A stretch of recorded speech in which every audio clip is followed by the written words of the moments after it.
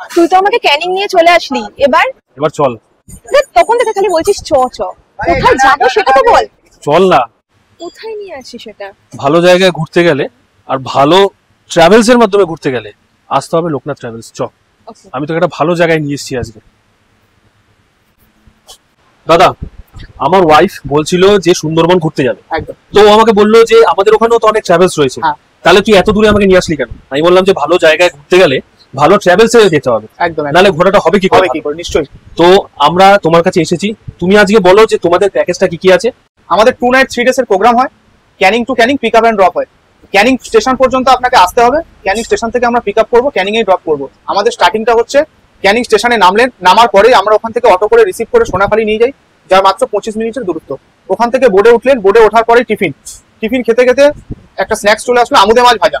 আমুদে মাছ ভাজা খেতে খেতে গোসবা রবীন্দ্রনাথ ঠাকুরের বাংলো ঘুরে আসার পরে আবার বোর্ডে উঠলেন। বোর্ডে ওঠার পরে দুপুরে লাঞ্চ। আমাদের দুপুরে লাঞ্চ যেটা থাকছে প্রথম দিন, ভাত ডাল ভাজা, তার সঙ্গে ইলিশ সর্ষে, বাগদা চিংড়ির মালাইকারি, চাটনি পাঁপড়, তার সঙ্গে একটা সবজি থাকছে যেটা হলো ইলিশ মাছের মাথা দিয়ে কচু শাক। বিকালবেলা থাকছে ফল। তারপরে সন্ধ্যাবেলা আমরা চলে যাচ্ছি হোটেলে থাকছে সন্ধ্যাবেলায় টিফিনে স্ন্যাক্সে থাকছে চাউমিন খেতে খেতে আমরা ওখানে লোকাল সাইট সিন যেটা আদিবাসী ঝুমুর নাচের নৃত্য দেখলাম। দেখার পরে মার্কেট ঘোরার পরে রাতের ডিনারে থাকছে ভাত ডাল ভাজা, তার সঙ্গে মটন কষা, একদম দেশি মটন সুন্দরবনে। তারপরের দিন সকালবেলায় আপনার আবার বোর্ডে উঠে গেলাম। বোর্ডে ওঠার পরেই প্রথম ভিজিট করবো যেটা হলো সজনেখালি ওয়াচ টাওয়ার ভিজিট করার পরে আমরা সেকেন্ড যে ওয়াচ টাওয়ার যাবো সুদর্ণখালি ওয়াচ টাওয়ার যাওয়ার পরে দোবাকি ক্যাম্প, এই 3টে ওয়াচ টাওয়ারে আমরা যাবো।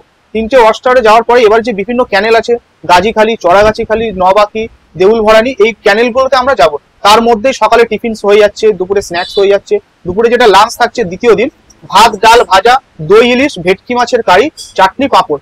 আবার বিকালবেলা থাকছে স্ন্যাক্সে চিকেন পকোড়া খেয়ে আমরা আবার সেকেন্ড দিন হোটেলে পৌঁছে গেলাম। হোটেলে পৌঁছে যাওয়ার পরে পুরো পাখিরালা মার্কেটটা আমরা ঘুরে দেখলাম।